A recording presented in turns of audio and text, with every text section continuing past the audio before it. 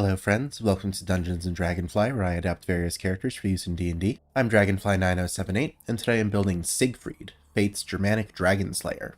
After the build, be sure to check out my channel to vote for the next one, and hey, maybe check out my Patreon too, if you want.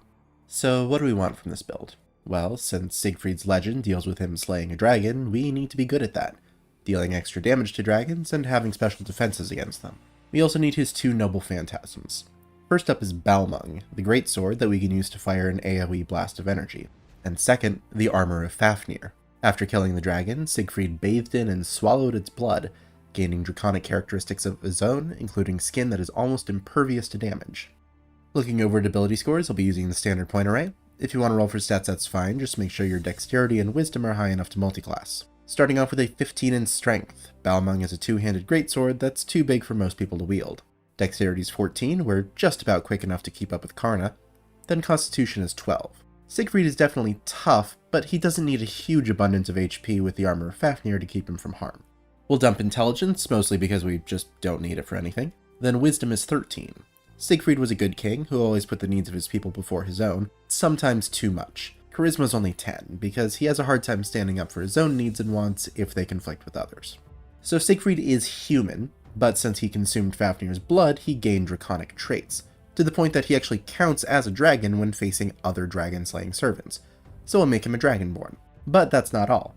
Since he is a servant, and therefore the echo of a hero from the past summoned to the present day, he's also a reborn, so in total he's a reborn dragonborn. We'll get +2 to our dexterity and +1 to our wisdom, making them 16 and 14 respectively.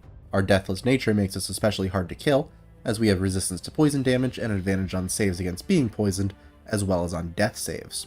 We don't need to eat, drink, breathe, or sleep if we don't want to, and instead of sleeping, we can spend 4 hours in our inactive spirit form to get a long rest. As a servant, our ancestral legacy gives us 2 skills. I'll say History to know our own legend and those of our opponents, and Animal Handling to get the Saber class's riding skill. Occasionally, we'll get flashes of knowledge from our past life. A number of times per day equal to our proficiency bonus, we can add a d6 to one of our skill checks, hopefully turning a failure into a success. Siegfried was born a prince, so he's a noble. That gives us proficiency in persuasion, and since we've already got history, we'll take survival instead. And we'll switch out our gaming set proficiency for land vehicles, since the riding skill does let us drive those as well as ride animals. We'll start off as a ranger, getting us 3 skills from the ranger list. I'll say athletics, perception, and nature. We typically have to travel to find the dragons we fight, so we're a natural explorer. In addition to a number of bonuses to overland travel, that means we ignore difficult terrain, we have advantage on initiative checks, and on the first turn of combat, we have an advantage on attacks against creatures that haven't acted yet. We get to pick a favorite enemy here, but we can't pick dragons quite yet, so we'll go with humanoid, since that is what most servants we fight will be. We deal 2 extra damage to humanoids with our weapons, and we have advantage on survival and intelligence checks to track or remember information about them. We aren't going to need much armor once we get our armor of Fafnir, so we'll grab the Mariner fighting style. As long as we aren't wearing heavy armor or using a shield, we get +1 to our AC and have a swimming and climbing speed equal to our walking speed. For ranger spells, Cure Wounds works like our Disengage skill, a quick self-heal to keep us on our feet, and with Hunter's Mark, we can designate a creature as our prey. We deal an extra 1d6 to it every time we hit it with a weapon, and we have advantage on any perception or survival checks we make to try to find it. With Primeval Awareness, we can concentrate for a minute to feel if any of our favorite enemies are within 5 miles of us, so we can tell if there are any servants nearby. And at 3rd level, we also become a Monster Slayer, giving us protection from evil and good for free. Doesn't do much against dragons though, so we aren't super interested. We are interested in Hunter's Sense. A number of times per day equal to our Wisdom modifier, we can use our action to look at a creature and learn any damage resistances, immunities, or vulnerabilities that it has. Dragons tend to be resistant, if not outright immune, to at least one energy type, so it's good to be able to tell which one. There's also Slayer's Prey. As a bonus action, we can designate a creature as our target, similar to Hunter's Mark. Then, the first time we hit them with a weapon each turn, we deal an extra 1d6 damage.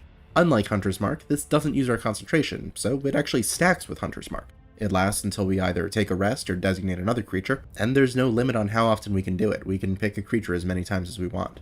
With our first ability score improvement, we'll bathe in Dragon's Blood and get a Dragon's Hide. Our strength goes up by 1, rounding off to 16, and our body is covered in scales, making our AC 13 plus our dexterity modifier while we aren't wearing armor.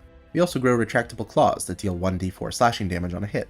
5th level rangers can attack twice with the attack action thanks to extra attack, and we can enchant Balmung with Magic Weapon to give it +1 to its attack and damage rolls, in case we run into a dragon that resists non-magical weaponry. At 6th level we can pick a greater favorite enemy, And of course, we're going with dragons. We get the same advantage on survival and intelligence checks regarding dragons that we do for humanoids, and our bonus damage against both goes up to +4. Also, we have advantage on any saves that dragons impose on us, like with their breath weapons or any spells they cast. We also get Pass Without Trace, which adds 10 to our stealth checks and prevents us from being tracked by non-magical means. In the original legend, Siegfried did have a Cloak of Invisibility, but he doesn't have it in his Fate incarnation, so this is the closest we'll get. Switching gears a bit now, we'll jump over to Monk. We get Unarmored Defense, but it's not going to eclipse our Dragon Hide, so we can just ignore it, as well as Martial Arts, which is also usually unusable since it requires us to be unarmed or only wielding monk weapons, which a Greatsword is not. But if we ever do find ourselves without Balmung, we can make an unarmed strike with our bonus action after taking the attack action, we can use a d4 for our unarmed strike damage, and we can use our dexterity modifier for the attack and damage rolls instead of our strength. Luckily, unarmored movement doesn't care what weapon we're using, it just cares that we aren't wearing armor, so it can increase our speed by 10 feet. And Ki doesn't care about either. We get a pool of Ki points equal to our monk level that refills on any rest, and that we can use to do monk things like Step of the Wind, where we disengage or dash as a bonus action while also doubling our jump distance for the turn, or Patient Defense, a bonus action dodge, or Flurry of Blows, 2 unarmed strikes as a bonus action after taking the attack action. 3rd level monks can deflect missiles. When we're hit by a projectile, we can use our reaction to reduce the damage by 1d10 plus our monk level and dexterity modifier, and since we're part dragon now, it feels appropriate to go with the Way of the Ascendant Dragon. As a Draconic Disciple, we learn to speak Draconic. We can also shift the damage of our unarmed strikes to Acid, Cold, Fire, Lightning, or Poison, and we can use our reaction to reroll an Intimidation or Persuasion check that we fail. We can try to do this any number of times in a day, but after it results in a successful check, we do have to long rest before we can do it again. The Ascendant Dragon also gives us our Balmung Noble Phantasm with Breath of the Dragon, a number of times per day equal to our proficiency when we take the attack action. We can replace one of the attacks with a swirling blast of energy, firing either a 20-foot cone or a 30-foot line of our choice of Acid, Cold, Fire, Lightning, or Poison. Any creatures in the area have to make a dexterity save, taking damage equal to 2 of our martial arts dice on a fail. If we run through our uses, we can spend 2 Ki points to fire it again, which is about the closest we're going to get to the Golden Rule skill. Technically that's about gaining wealth, but there's not really any character creation options for that, so we'll have to settle for being able to fire off Balmung more often, like how it works in Fate Ground Order. At 4th level, we can slow our falls, reducing any fall damage we take by 5 times our monk level. And if we do still take damage, we can disengage with Quickened Healing. By spending 2 Ki points as an action, we can heal ourselves for a roll of our martial arts die plus our proficiency bonus. Then since Balmung is a greatsword, it works well with Great Weapon Master.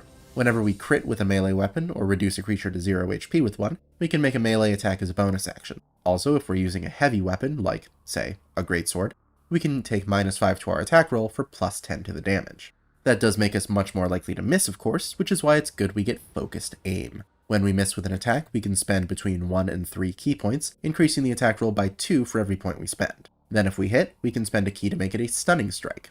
The target has to make a Constitution save, and if they fail, they're stunned, which sets us up perfectly for another Great Weapon Master attack or a Breath of the Dragon, the damage of which is also increased at this level, as our martial arts die goes up to a d6. At 6th level, our unarmed strikes count as magical to bypass damage resistance, our unarmored movement goes up by 5 feet, and we can chase those dragons into the sky with wings unfurled. A number of times per day equal to our proficiency when we use our Step of the Wind, we can choose to get those wings that Siegfried has in his 3rd ascension, giving us a flying speed equal to our walking speed until the end of the turn. With evasion, we can avoid most of the damage from dragons' breath weapons. If we have to make a dexterity save that normally deals half damage on a success, we instead take no damage on a success and half damage on a fail. And Stillness of Mind helps us fight through a dragon's frightful presence, as we can end an effect of charming or frightening on ourselves as an action. Our strength goes up by 2 with our next ASI, then we can potentially save some uses of our wings unfurled, as our unarmored movement lets us run across liquids and up walls, though we do fall if we aren't standing somewhere solid at the end of the turn. 10th level monks are immune to all diseases and poisons, along with getting even faster. And at 11th level, our Breath of the Dragon deals more damage thanks not only to our martial arts die going up to a d8, but the damage going from 2 martial arts dice to 3. We also get the Aspect of the Worm. As a bonus action, we can create a 10-foot aura for a minute. While it's active, we and any allies within it get resistance to our choice of acid, cold, fire, lightning, or poison damage. And we get our very own Frightful Presence. When we summon the aura, and as a bonus action on following turns, we can force a wisdom save on a creature in the aura, frightening them for a minute on a fail. We can call up the aura once per day, but we can spend 3 Ki points to summon it again. We'll bump dexterity to 18 with our last ASI, and get knowledge of all languages downloaded into our head by the Holy Grail, as Tongue of the Sun and Moon lets us understand all spoken languages and be understood by anyone who speaks a language. Our capstone is the 14th level of Monk, as our Armor of Fafnir is in full effect with Diamond Soul. We get proficiency with all saving throws, and if we fail one, we can spend a key point to re-roll it. Now that the build is complete, let's take a look and see what we have done. First of all, we're really hard to kill. We've got a decent amount of HP if we roll well, 18 AC with our Dragon Hide, healing, damage reduction, evasion, resistances, the list goes on. The real gem though is our saves. Having proficiency in all saving throws is nuts, especially since we can re-roll them if we fail. The best part is, that applies to death saves as well. So to fail a death save, we have to roll a 3 or less. Then if we spend a key point, we need to roll another 3 or less. And, oh by the way, we have advantage on death saves as a reborn. So we need to roll 3 or less 4 times in a row. We've got great mobility thanks to Mariner, Unarmored Movement, and Wings Unfurled, and pretty good single target damage as well, since we can stack Great Weapon Master with Hunter's Mark, Slayer's Prey, and Stunning Strike. Really, the number one weakness of the build is key points. If we run through all of ours, then we can't reroll saves, we can't stretch our Breath of the Dragon uses, perform a Stunning Strike, or get an attack roll bonus to offset the Great Weapon Master attack penalty. We're still plenty strong without key, don't get me wrong, but we are less effective. We're also a little weak in the range department, since we only really use a sword, but our mobility and Breath of the Dragon are pretty good at making that not matter. The real question is, how are we as a Dragon Slayer? Defensively, I think we're pretty much set. Looking solely at the evil chromatic dragons, their individual attacks don't do all that much damage, and between evasion, Diamond Soul, Stillness of Mind, and the advantage on saves from Greater Favored Enemy, we really don't have to worry about breath weapons or Frightful Presence. The only breath weapon that might give us trouble is the White Dragons, since it's a Constitution save, not a Dex save, meaning evasion doesn't apply. But we can resist it with our Aspect of the Worm. Green Dragons also have a con save, but we're completely immune to poison, so we don't even need to make the save on that one. That said, we're a little bit shakier offensively, in that we're only doing a slight bit more damage than we are against most other enemies, thanks to our Greater Favored Enemy adding 4 to our weapon damage.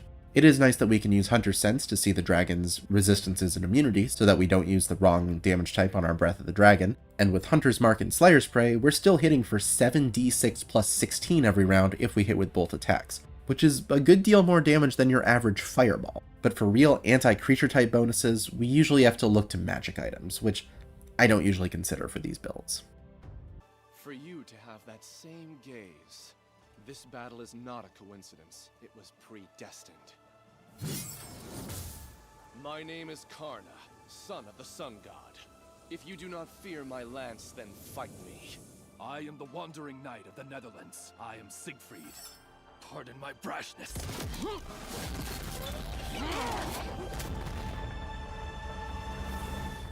Thank you for watching, friends. I hope you enjoyed the build. Head on over to my community tab if you want to vote for the next character for me to do. This week is between Miguel O'Hara, Spider-Man 2099, Himiko Toga from My Hero Academia, TF2's Soldier, and our runner-up from last time, Schnitzel from Chowder.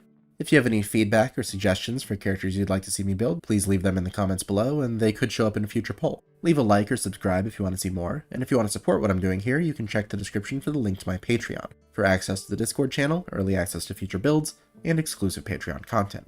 Thanks again for watching, I will see y'all later.